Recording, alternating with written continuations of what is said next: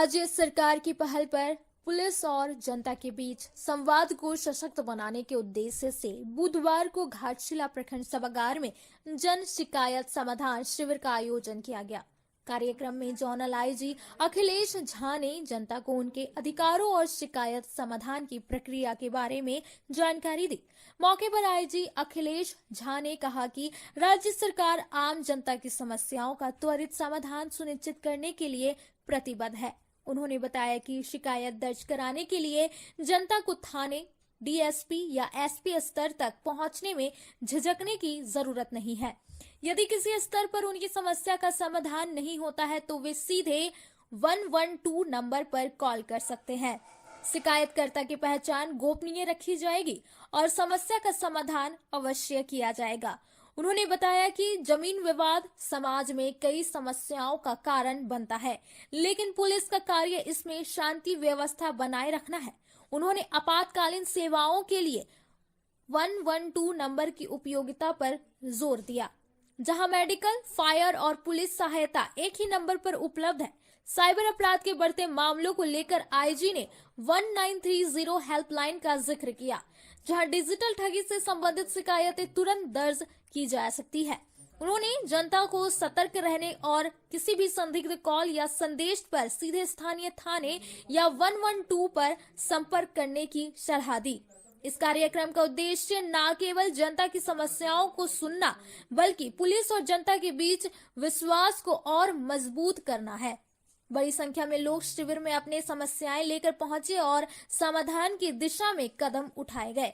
इस मौके पर घाटशिला एसडीपीओ अजीत कुमार कुजूर, मुसाबनी डीएसपी संदीप भगत, माऊ भंडार ओपी प्रभारी पंकज कुमार, उप प्रमुख गोपाल कृष्ण अग्रवाल समेत काफी संख्या में लोग मौजूद थे। घाटशिला से सिद्धार्थ आनंद की रिपोर्ट।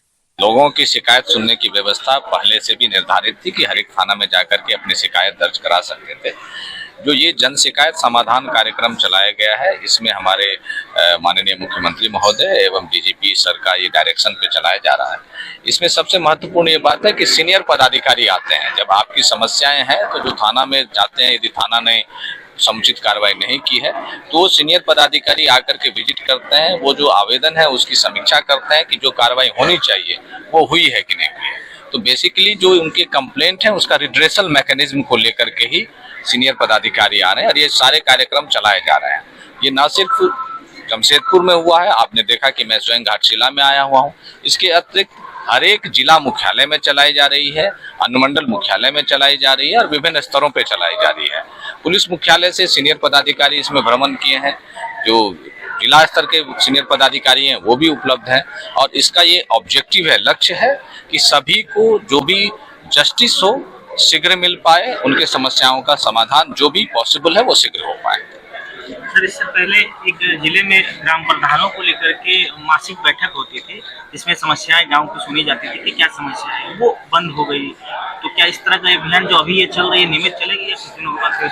ये जन शिकायत समाधान मैं बता रहा हूँ तीसरी बार चली है। 2 बार तो मैं जमशेदपुर आ चुका हूँ, तीसरी बार मैंने कहा कि अब हम लोगों को थोड़ा सा और आगे आना चाहिए। आज भी जमशेदपुर में चल रहा है, बट आई डिसाइडेड कि मुझे घाटशिला में आकर के करना है। ये कार्यक्रम चलती रहेगी।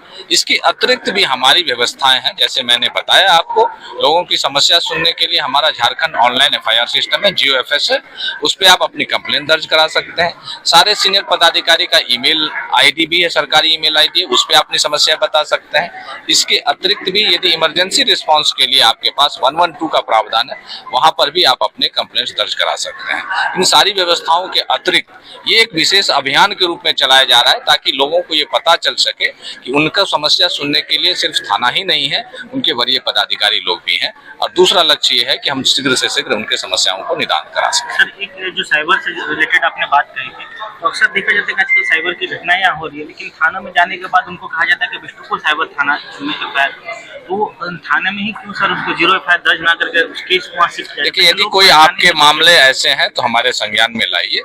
वो जो भी थाना प्रभारी कर रहे हैं वो गलत कर रहे हैं। वर्तमान में जो नई भारतीय नागरिक सुरक्षा संहिता है उसमें ये प्रावधान है कि हर एक थाना को 0 एफआईआर करना है। एक और मैं बताना चाहूंगा, साइबर थाना हर एक जिला में मोस्टली जो जो साइबर से अफेक्टेड है, साइबर अपराध से अफेक्टेड डिस्ट्रिक्ट्स हैं, उनमें साइबर थाना खोला गया। साइबर थाना का ये मतलब नहीं है कि जिस थाना में आप अपराध दर्ज करने के लिए जा रहे हैं वो थाना अपराध दर्ज नहीं करेगा।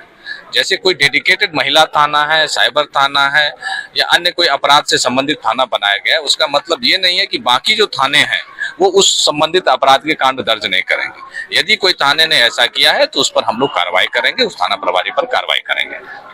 घाटशिला अनुमंडल अस्पताल में बुधवार को प्रखंड स्तरीय स्वास्थ्य मेले का आयोजन किया गया। शिक्षा मंत्री रामदास सोरेन, एसडीओ सुनील चंद्र, एसडीपीओ अजीत कुजूर, चिकित्सा प्रभारी डॉक्टर RN सोरेन ने दीप प्रज्वलित कर कार्यक्रम का शुभारंभ किया। इस अवसर पर मंत्री रामदास सोरेन ने कहा कि राज्य कर्मियों के लिए 5 लाख रुपए तक की स्वास्थ्य बीमा योजना जल्द शुरू होगी, जिससे देश भर में मुफ्त इलाज की सुविधा मिलेगी। हर पंचायत में उप स्वास्थ्य केंद्र स्थापित किए गए हैं, जहां डॉक्टर और नर्स की नियुक्ति की जाएगी। उन्होंने ब्लड स्टोरेज यूनिट और डायलिसिस उपकरणों का संचालन जल्द शुरू करने और चिकित्सकों की उपस्थिति सुनिश्चित करने का निर्देश दिया।